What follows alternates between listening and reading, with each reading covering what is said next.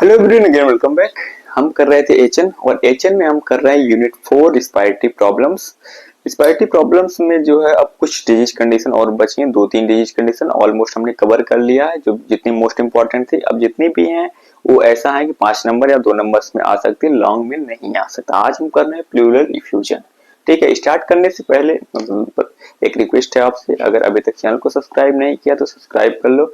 नीचे डिस्क्रिप्शन में Telegram channel का लिंक होगा, वहां से आके ज्वाइन कर लो। वहां पर आपको प्रीवियस ईयर एग्जाम के पेपर, बहुत सारी ई बुक्स मिल जाएंगी। और रिसेंटली अभी मैंने 5th सेमेस्टर की सीबीएस की सारी बुक्स अपलोड करी है। कोई 5th सेमेस्टर का अगर है देख रहा हो तो जाके डाउनलोड कर सकता है। सारी कम्युनिटी पीडीएफ मेंटल सब मिल जाएगी।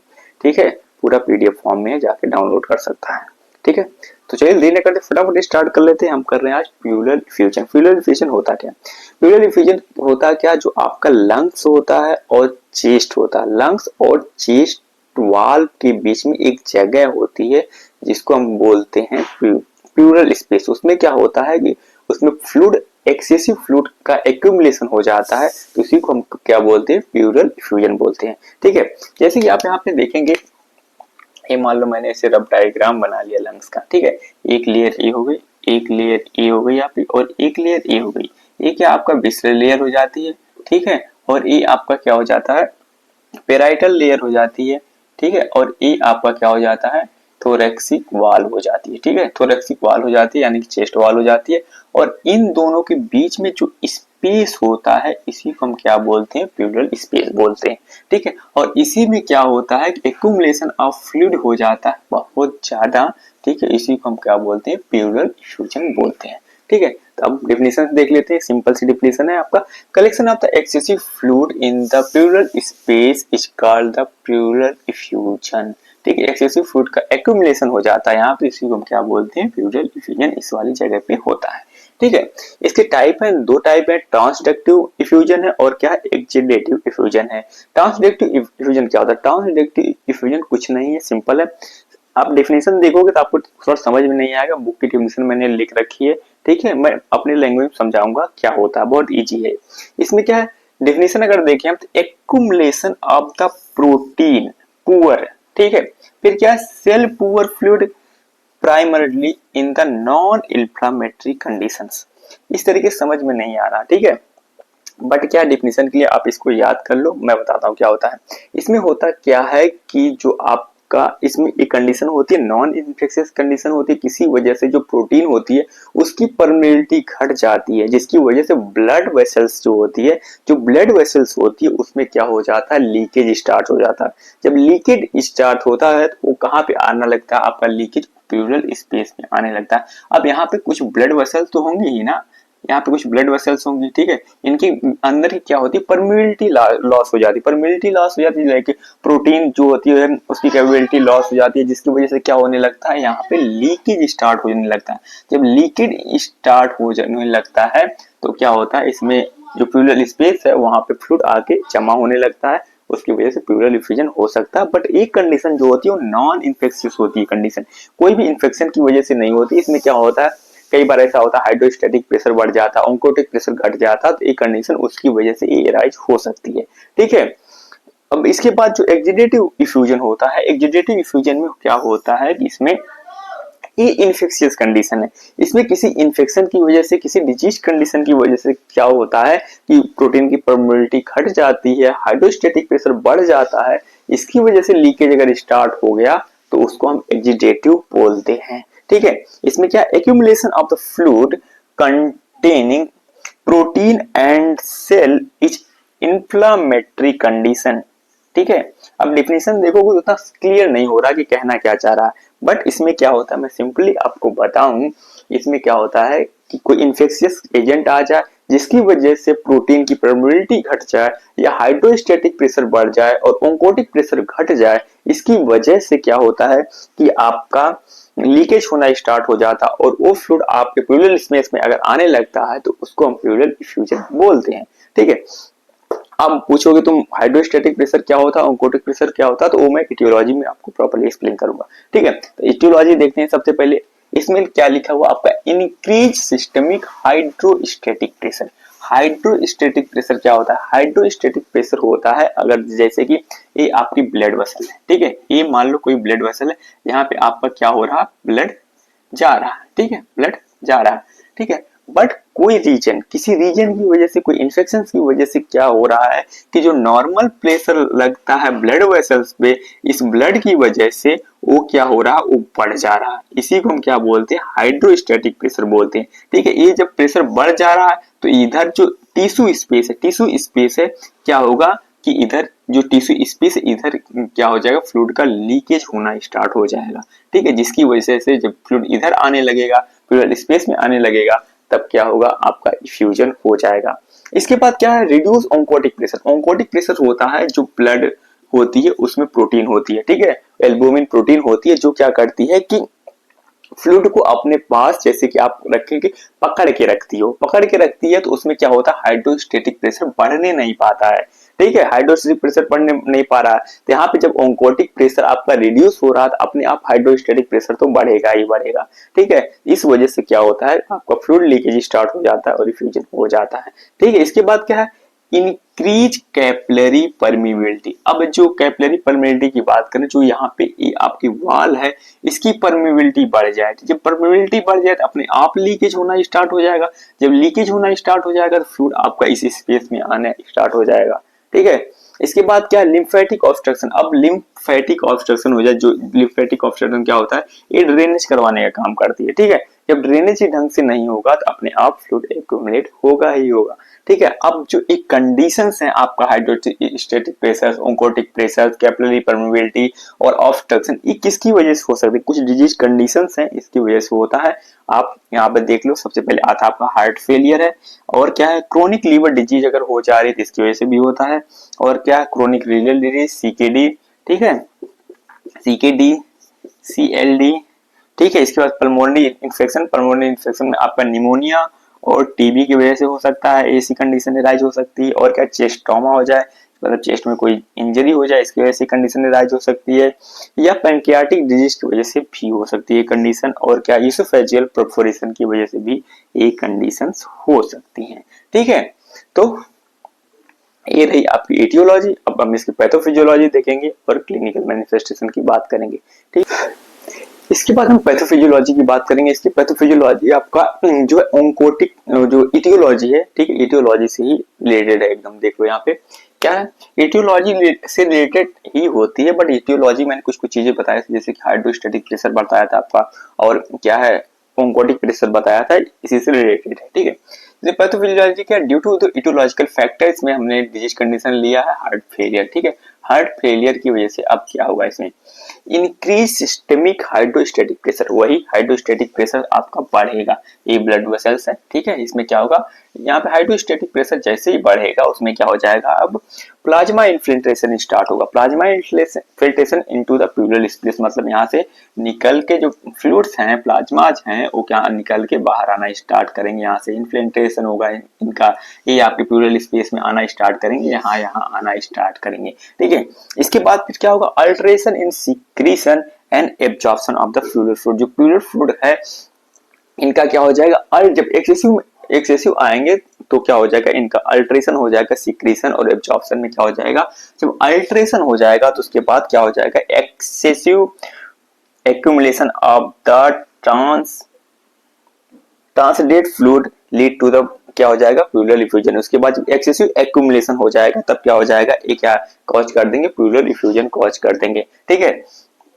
तो ये आपकी पैथोफिजियोलॉजी। सबसे पहले क्या हो, ड्यू टू इटियोलॉजिकल फैक्टर, इसमें क्या हो, आपका हार्ट फेलियर, इसकी वजह से क्या हो जाएगा, हाइड्रोस्टेटिक प्रेशर बढ़ेगा, हाइड्रोस्टेटिक प्रेशर बढ़ेगा। आप एक स्टेप और लिख सकते हो, ऑन्कोटिक प्रेशर डिक्रीज होगा, ऑन्कोटिक प्रेशर डिक्रीज होगा तब फिर क्या हो जाएगा, प्लाज्मा इन्फिल्ट्रेशन, प्लूरल स्पेस में प्लाज्मा का इन्फिल्ट्रेशन स्टार्ट हो जाएगा। मतलब क्या हो जाएगा, इन्फिल्ट्रेशन का मतलब होता है कि कहीं से फ्लूइड निकल के कहीं पे और आके एक्यूमुलेट होना स्टार्ट हो जाए, उसी को हम इन्फिल्ट्रेशन बोलते हैं। फिर क्या होगा, अल्ट्रेशन हो जाएगा, सिक्रीशन और एब्जॉर्प्शन का जब बहुत ज्यादा आ जाएगा तो क्या हो जाएगा, उसका अल्ट्रेशन हो गया, ना तो सिक्रीट होगा ना तो वहां से एब्जॉर्ब होगा, ठीक है। उसके बाद क्या होगा, excessive accumulation of the transudate fluid lead to the pleural effusion. उसके बाद क्या कॉज कर देगा, ये आपका प्लूरल इफ्यूजन कॉज कर देगा। ये सिंपल सी पैथोफिजियोलॉजी आपकी प्लूरल इफ्यूजन की, ठीक है।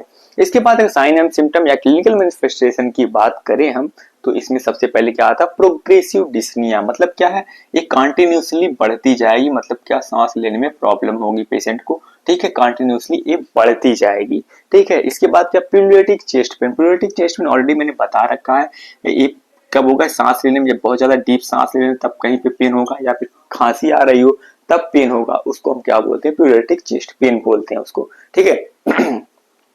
इसके बाद क्या होगा, dry and non productive cough होगी, मतलब खांसी तो आएगी बट उसमें क्या स्पूटम नहीं आएगा, ठीक है, ड्राई खांसी आएगी या नॉन प्रोडक्टिव कफ इसी को बोलते हैं। इसके बाद shortness of breath, shortness of breath का मतलब होता है कि सांस ले तो रहा है, ठीक, इसे आप किसी पहाड़ी इलाके में चले गए या आपको घबराहट हो रही है, ठीक है, तो आप क्या करते हो, सांस लेने की कोशिश तो करते हो, बट क्या होता है, सफिशिएंट अमाउंट में सांस ले नहीं पाते हो, ठीक है, उसको हम क्या बोलते हैं, शॉर्टनेस ऑफ ब्रीथ बोलते हैं, ठीक है।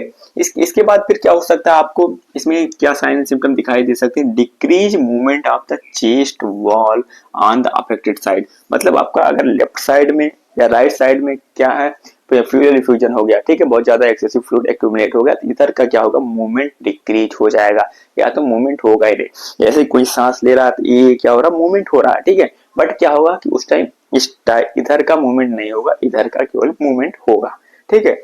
इसके बाद क्या है, इन exudate effusion, exudate effusion fever, इस एक्जुडेट में क्या हो रहा था, ये अफेक्टेड इन्फेक्शन की वजह से हो रहा है, अब इन्फेक्शन की वजह से मान लो टीबी हुआ है या पल्मोनरी निमोनिया की वजह से हो गया, तो क्या होगा, उसमें फीवर आएगा, नाइट स्वेट हो सकती है, सडन वेट लॉस हो जाएगा, मे बी ये चीजें प्रेजेंट देखने को मिल सकती है आपको एक्जिडेटिव इफ्यूजन में, ठीक है।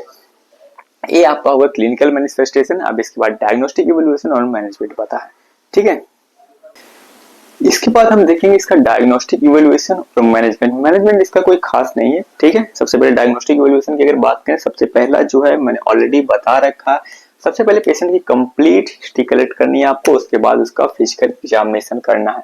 चेस्ट का फिजिकल एग्जामिनेशन करना हमने बताया है, ठीक है, ऑलरेडी मैं कई बार बोल चुका हूँ, जिसको देखना नहीं आता है तो मैंने टेलीग्राम पे उसका लिंक डाल रखा वीडियो का, ठीक है, लास्ट वाले वीडियो में भी लिंक डाल के रखा मैंने, अगर देखना चाहते हो तो देख लेना, ठीक है, पूरा प्रॉपर प्रोसीजर बताया है हमने।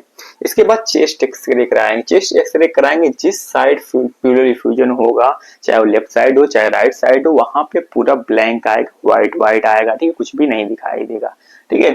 इसके बाद क्या है, थोरासेंसिस, थोरासेंसिस क्या है, एक प्रोसीजर है, ठीक है, इसके बारे में मैनेजमेंट में ठीक से एक्सप्लेन करूंगा, बट थोरासेंसिस क्या होता है, इसके जरिए हम फ्लूइड को निकालते हैं, जो प्लूरल फ्लूइड होता है उसको हम क्या करते हैं, कल्चर के लिए भेजते हैं, फर्दर इन्वेस्टिगेशन के लिए भेजते हैं, कहीं कोई इन्फेक्शन की वजह से हुआ है या फिर नॉर्मल कंडीशन की वजह से ही हुआ है, ठीक है।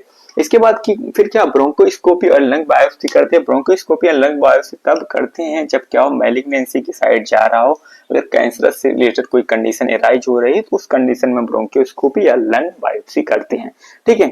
इसके बाद फिर एबीजी कराएंगे, एबीजी कराएंगे इसलिए कराएंगे, हम चेक करेंगे कि प्रॉपर ब्लड में सफिशिएंट अमाउंट में ऑक्सीजन है या नहीं है, चेक करें कार्बन डाइऑक्साइड का लेवल क्या है, और पीएच को, ब्लड के पीएच को हम चेक करेंगे। अब सबको पता है कि अगर partial pressure of oxygen reduce होगा तो कार्बन डाइऑक्साइड का लेवल बढ़ेगा, तो पीएच भी क्या होगी, घटेगी, एसिडिक कंडीशन होगी, ठीक है, इसलिए हम क्या करते हैं, उसका एबीजी भी करवाते हैं।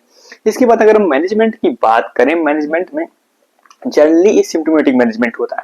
सिम्प्टोमेटिक मैनेजमेंट इसलिए होता है क्योंकि मैंने बहुत सारी जो डिजीज कंडीशन के नाम लिखे थे, अगर हार्ट फेलियर की वजह से हो रहा है तो उसके अकॉर्डिंग मेडिकेशन देंगे, अगर क्रोनिक लीवर डिजीज की वजह से हो रहा है तो उसके अकॉर्डिंग मेडिकेशन देंगे, और फिर सीकेडी की वजह से हो रहा है तो उसके अकॉर्डिंग देंगे, डायबिटिक की वजह से हो रहा है तो उसके अकॉर्डिंग मेडिकेशन देंगे। इस वजह से इसका कोई भी डीओसी नहीं है, सिम्प्टोमेटिक मैनेजमेंट है, अकॉर्डिंग टू डिजीज कंडीशन इसका मैनेजमेंट है, ठीक है। इसमें फिर भी हम कुछ चीजें करते हैं, लाइक थोड़ा सेंसिटिव करते हैं, अगर क्या हो गया कि प्यूरल स्पेस में फ्लूइड बहुत ज्यादा एक्यूमुलेट हो गया, तब उसमें हम क्या करते हैं, जो 7th और 9th इंटरकोस्टल स्पेस होता है, 7th और 9 जो रिब्स होती हैं इसके बीच में जो स्पेस होता है, यहाँ से हम क्या करते हैं, एक निडल इंसर्ट करते हैं प्यूरल स्पेस में, और वहां से क्या करते हैं, फ्लूइड को ड्रेन करते हैं, ठीक है। 7th और 9th के बीच में कर सकते हैं ये। और क्या होता है, बहुत ज्यादा फ्लूइड एक्यूमुलेट हो गया तो उसको हम क्या करते हैं, तुरंत वर्सन करते हैं, उसमें निडल इंसर्ट करके, ठीक है, आईवी सेट के थ्रू, या फिर उसके लिए कोई और अलग तरीके से क्या करते हैं, फ्लूइड को बाहर निकाल देते हैं, तो पेशेंट को क्या हो जाता है, रिलीफ मिल जाता है, ठीक है। फिर उस फ्लूइड को हम इन्वेस्टिगेशन के लिए, कल्चर के लिए भेज के देख सकते हैं कहीं इसकी बैक्टीरियल वायरल कोई इन्फेक्शन की वजह से हुआ है या फिर क्या है नॉर्मल कंडीशन है। तो ये क्या है आपका थोरासेंसिस है। इसके अलावा फिर क्या है, एक केमिकल प्यूरोडोसिस है। इसमें क्या करते हैं हम, जो केमिकल प्यूरोडोसिस है इसमें हम क्या करते हैं, एक केमिकल होता है, एक एजेंट होता है, सीरोलॉजी होती है जिसका नाम क्या है, टॉल्क मिक्सचर। टॉल्क मिक्सचर में कई सारे जो एजेंट्स, केमिकल एजेंट्स हैं, इसको क्या करते हैं हम प्यूरल स्पेस में डाल देते हैं। प्यूरल स्पेस में तब डालते हैं जब क्या हो रहा है, रिकरेंट प्यूरल डिफ्यूजन हो रहा है, बार बार डिफ्यूजन हो जा रहा है। तब क्या करते हैं हम, जो विसरल लेयर है और क्या है पेराइटल लेयर है, इसको हम दोनों के क्या करते हैं, चिपका देते हैं। ठीक है, जब लेयर ही स्पेस ही नहीं बचेगा तो प्यूरल डिफ्यूजन हुआ कहां से। एक तब करते हैं जब क्या हो रहा है, रिकरेंट हो रहा है, बार बार हो रहा है। तब इसमें क्या करते हैं, टाल्क मिक्सचर नाम से कुछ आता है, एजेंट आता है, केमिकल्स आते हैं, उसको क्या करते हैं प्यूरल स्पेस में डाल देते हैं। ठीक है, इसके बाद फिर क्या है आपका प्यूलोक्टोमी। प्यूलोक्टोमी तब करते हैं जब क्या हो गया है कि किसी कंडीशंस की वजह से, वायरल इन्फेक्शन की वजह से विसरल लेयर और पेराइटल लेयर जो क्या हो गई हो, आपस में चिपक गई हो या उसमें अडेशन हो गया हो, तब उसको क्या, उसको सेपरेट करने के लिए हम क्या करते हैं, प्यूलोक्टोमी करते हैं। ठीक है, प्यूलोक्टोमी करते थे। ये आपका ए मैनेजमेंट है। अगर आता आपको तो ये 3 चीजें आपको लिखनी पड़ेंगी। ठीक है, बाकी आप सिम्टोमेटिक से काम चला सकते हो। ठीक है, इसके अलावा सिम्टोमेटिक में क्या ले सकते हो, मे भी प्यूरल डिफ्यूजन हुआ है, मे भी उसको फीवर आएगा तो पैरासीटामॉल दे देना, नोजिया वॉमिटिंग हो रही हो तो आपको एमसेट दे सकते हो, और क्या कर सकते हो। इसके अलावा फिर अगर पेन हो रहा हो तो एनाल्जेसिक दे सकते हो। ठीक है, तो ये मेडिकेशन आप दे सकते हो। बाकी अगर वो पल्मोनरी टीबी की वजह से हो रहा है तो आप सारी टीबी वाली मेडिकेशन लिख सकते हो, फर्स्ट लाइन सेकेंड लाइन। ठीक है, तो ये आप लिख सकते हो इसके अकॉर्डिंग सिम्टोमेटिक मैनेजमेंट में। बाकी जो आपका ये 3 चीजें थोरासेंसिस है और केमिकल प्यूरोडोसिस है और क्या है प्यूलोक्टोमी है, ये 3 चीजें आपको इसमें लिखनी ही लिखनी है, क्योंकि ये क्या है इसका मेन मैनेजमेंट है आपका प्यूरल इफ्यूजन का। ठीक है, प्यूरल इफ्यूजन यहाँ पे कंप्लीट हो रहा है, नर्सिंग मैनेजमेंट में नहीं बता रहा, नर्सिंग मैनेजमेंट सेम ही है सबका।